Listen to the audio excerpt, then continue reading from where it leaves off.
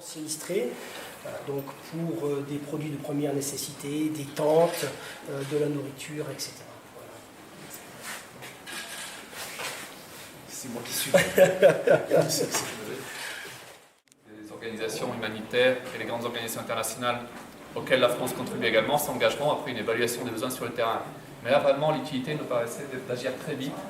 Nous avons la chance d'avoir ce fonds d'urgence qui nous est possible d'activer très vite et nous avons souhaité aller au plus vite pour venir en aide aux populations. C'est pour ça que nous sommes là aujourd'hui pour remettre ces chèques, effectivement, pour 100 millions derrière. Son appui financier pour BGC et nous vous en remercions. Et nous vous demandons d'ailleurs de transmettre nos vifs remerciements à Monsieur l'ambassadeur pour ce geste qui contribue réellement à aider nos sinistrés. Deuxième chose, je voudrais vous dire du remerciement de la part de Monsieur le ministre de l'Intérieur et je pourrais le dire aussi au nom du gouvernement malgache. Nous avons reçu ce chèque et d'emblée nous voudrions vous dire aussi que ça va être utilisé à très très bon escient. Ça va aller aux destinataires légitimes, notamment les sinistrés. Et j'espère que nous allons encore plus aller dans un sens d'intensification de nos relations de coopération. La preuve, nous avons notre assistant militaire qui est là pour nous appuyer dans toutes nos actions de secours d'urgence pour les sinistrés. Merci encore, Monsieur le représentant. Merci. Merci beaucoup.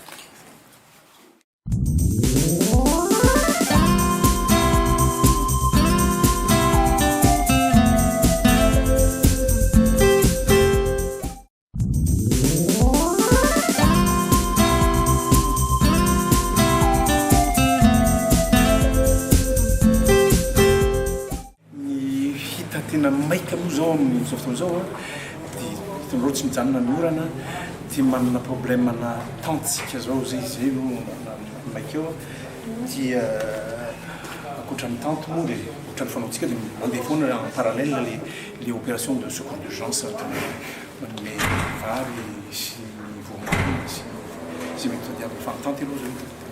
Misy faritra manokana ve tena hoe ilaina maika an'izay fanampin'izay? Misy ohatrany eto Antananarivo fantatsika daholo le toerana zao zao mbola hiakatra ny rano io dia mbola misy faritra roana telo izy indra tsy diso mbola tadiavantsika azy tadiavantsika fanta. Manahoana ny mahakasika an'ilay resaka kere any atsimo amin'izao fotoan'izao aiza ho aiza ny situation actuelle, inona ny mesure raisina anatin'izao?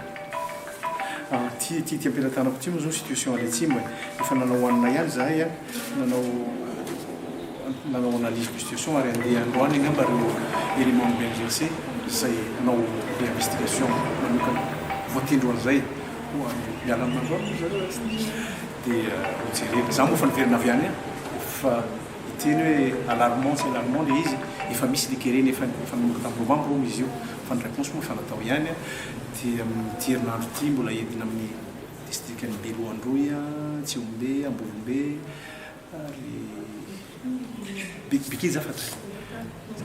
Inona ilay tena situation le olona any amin'ny iny raha vao tonga moa kere dia tsy misy nohanina dia zao efa manomboka raketa no ifampitadiavana inona koa moa le via moa io no hoan'ny zareo any zay no hitako Bekile fa zao efa miakatra midina be zao iny moa koa anisan'ny indicateur ny fahatongavan'ny kere midina be zao mividiny omby mividiny ondry mividiny osy sy ny indicateur ray zay fahatarana hoe fa ratsy maina ny tany ratsy ny andro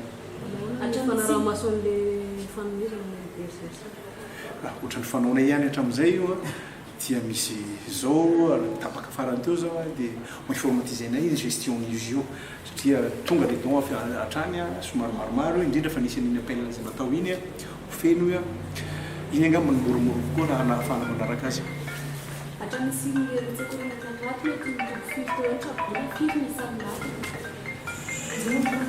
Mitombo eo 79 79 no azo farany teo tamin'ny anina maly tamin'ny point de situation maly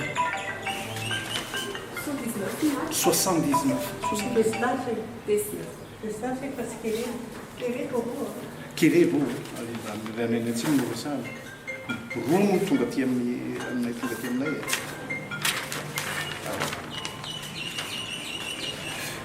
so minainareo le amin'iny mba tsy point de situation maly fotsiny